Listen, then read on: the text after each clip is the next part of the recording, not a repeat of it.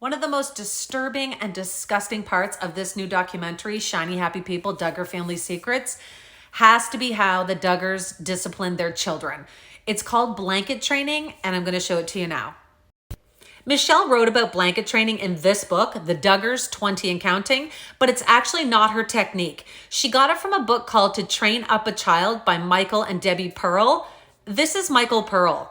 The rules, the principles, techniques for training an animal and a human are the same. So this is Michael and Debbie's book. It is called To Train Up a Child.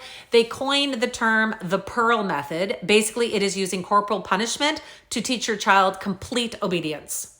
So apparently blanket training is supposed to start in infancy. You lay a blanket on the ground, you put your child on the blanket, and every time they try and roll off or crawl off, you're supposed to flick them with a flexible ruler or another object of your liking. It basically gets rid of the child's natural curiosity because they're scared to move off the blanket. Michelle wrote about blanket training very differently in her book. She didn't mention anything about corporal punishment. She made it sound very light and fun, almost entertaining for the child. But we do know from the documentary, Cousin Amy shared that she remembers them using corporal punishment on their children. She actually remembers them being spanked with rods, and this is what she said. Did you see your cousins being punished with rods? And they called it encouragement. They literally said, you need to come into the room and we need to give you some encouragement. But it was in like the sweetest tone ever of like, do you need encouragement? I think you need encouragement.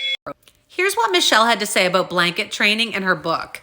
Throughout the day, when I knew I would have 5 minutes or more of uninterrupted time, I would focus on blanket training, calling out, okay, boys, it's blanket time. Oh, isn't this fun? Come pick a toy so we can have blanket time. Some days we might practice blanket time 3 or 4 times. Other days we only got it in once. But gradually it became a common practice. The boys learned to spread out their own blankets, then they eagerly chose a special toy to play with. Gradually, I increased the duration of blanket time, praising them for sitting quietly and playing with their toy in the blanket and correcting them when they tried to get off. If they threw the toy off the blanket, they weren't allowed to get off the blanket to get it back, and as a result, they learned not to throw their toys. As the blanket training continued over several days, I would walk around the corner out of their sight, but still able to peek around and see them. If one of them made a loud noise or got off the blanket, I would come flying in with a stern word and a quick correction. I didn't raise my voice and I didn't sound angry, but it was almost obvious that crawling off the blanket or making noise wasn't allowed. For practice, okay, mama, sit really still. Look at me with big old smile. Want to see that smile now? No wiggles.